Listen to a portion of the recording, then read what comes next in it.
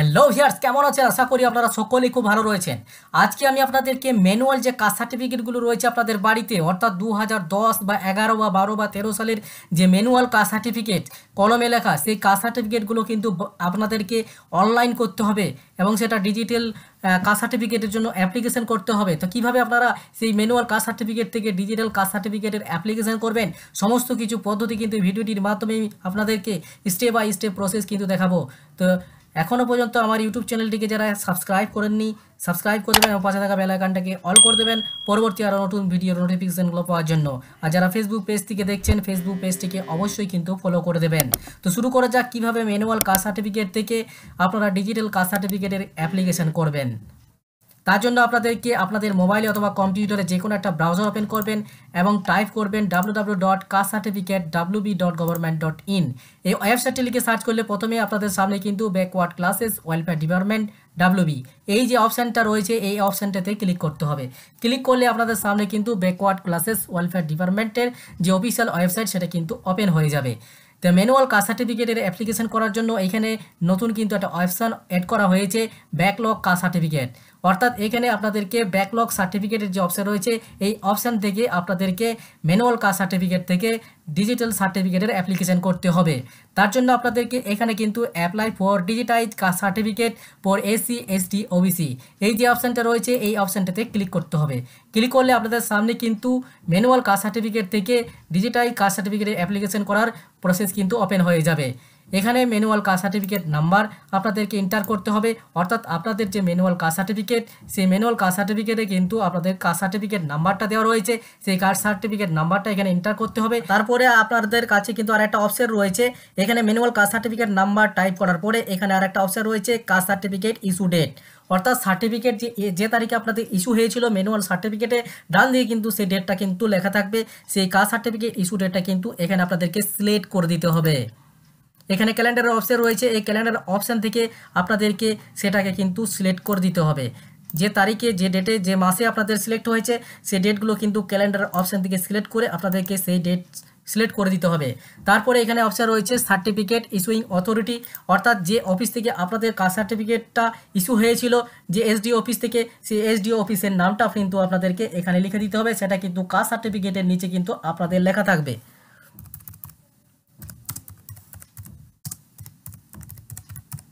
তারপরের অপশান রয়েছে কাস্ট, অর্থাৎ আপনাদের যে কাস্ট সার্টিফিকেট রয়েছে সেই কাস্ট সার্টিফিকেটটা কোন ক্যাটাগরির সেটা কিন্তু এখানে SC ST না OBC না OBC A না B সেটা আপনার কিন্তু কাস্ট সার্টিফিকেটে লেখা রয়েছে।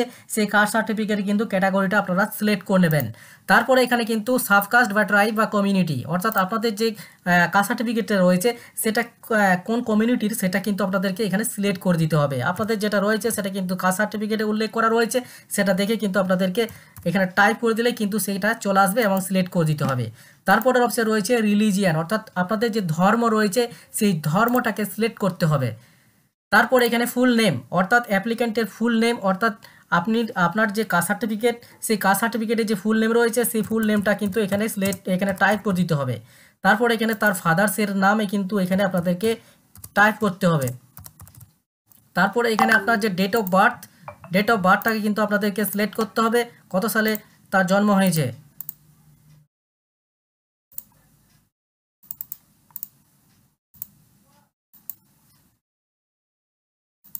এখানে ডেট অফ বার্থ সিলেক্ট করার পরে আর একটা অপশন রয়েছে জেন্ডার। এখানে আপনাদের যে জেন্ডার রয়েছে অর্থাৎ মেল ফিমেল সেটা কিন্তু আপনাদেরকে এখানে সিলেক্ট করতে হবে। তারপরের অপশন রয়েছে আধার নাম্বার, এখানে আধার নাম্বার আপনাদেরকে টাইপ করে দিতে হবে। আপনাদের যেটা আধার নাম্বার রয়েছে সেই আধার নাম্বার কিন্তু এখানে এন্টার করতে হবে।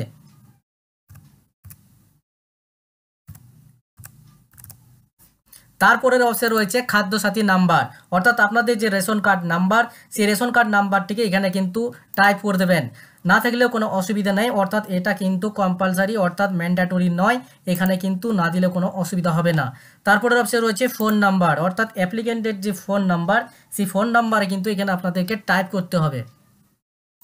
ফোন নাম্বার টাইপ করে দেওয়ার পরের অপশন রয়েছে স্টেট কিন্তু অটোমেটিক কিন্তু ওয়েস্ট বেঙ্গল সিলেক্ট হয়ে আছে।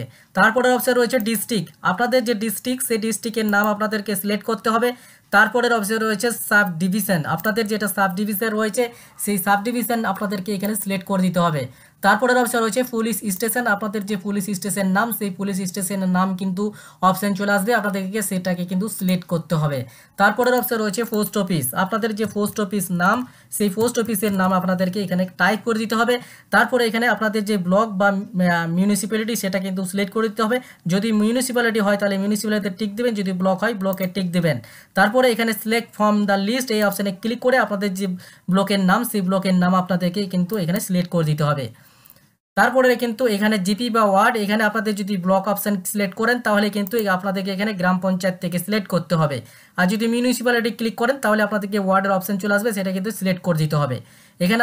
এখানে আমার ব্লক রয়েছে তাই ব্লকের নাম আপনার সিলেক্ট করে আমি গ্রাম পঞ্চায়েত নামটাকে সিলেক্ট করে দিলাম। এখানে আপনাদের যে ভিলেজের নাম সেই ভিলেজের নামটা আপনাদেরকে এখানে টাইপ করে দিতে হবে।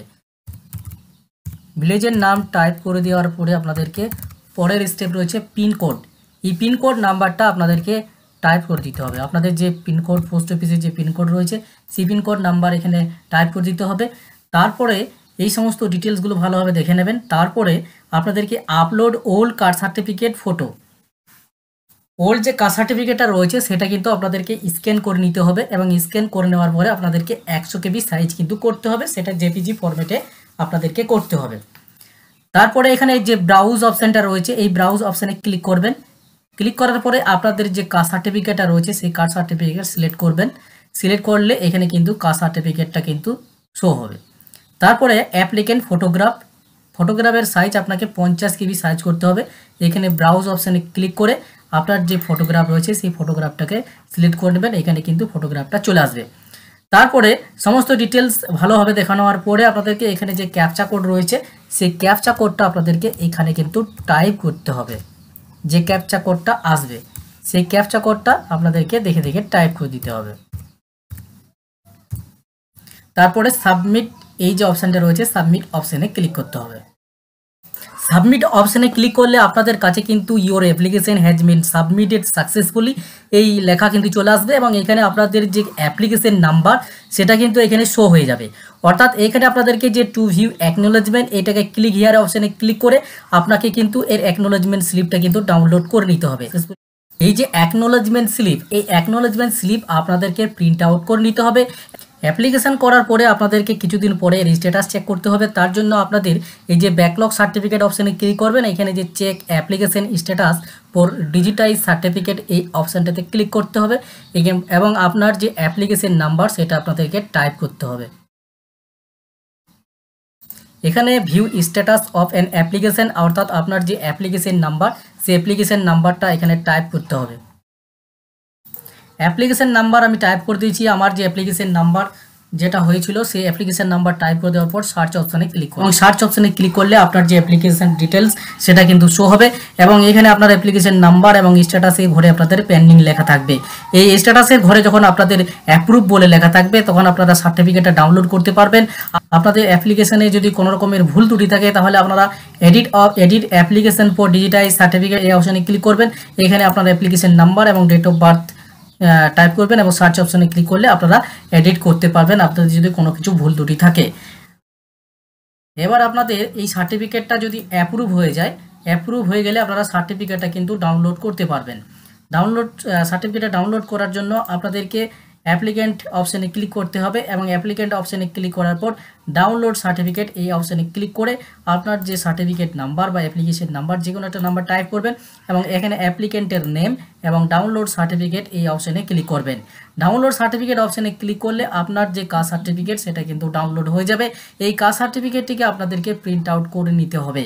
তো ভিউয়ার্স এই ছিল আপনারা কিভাবে পুরনো যে কাস্ট সার্টিফিকেট সেই কাস্ট সার্টিফিকেটের অনলাইন কিভাবে করবেন, অর্থাৎ ম্যানুয়াল কাস্ট সার্টিফিকেট থেকে ডিজিটাল যে কাস্ট সার্টিফিকেটের অ্যাপ্লিকেশান সেটা কীভাবে করবেন আপনারা অনলাইনের মাধ্যমে সমস্ত কিছু প্রসেস কিন্তু এই ভিডিওটির মাধ্যমে দেখিয়ে দিয়েছি। ভিডিওটি যদি ভালো লেগে থাকে লাইক শেয়ার কমেন্ট অবশ্যই করবেন এবং চ্যানেলটিকে সাবস্ক্রাইব করতে ভুল করবেন না।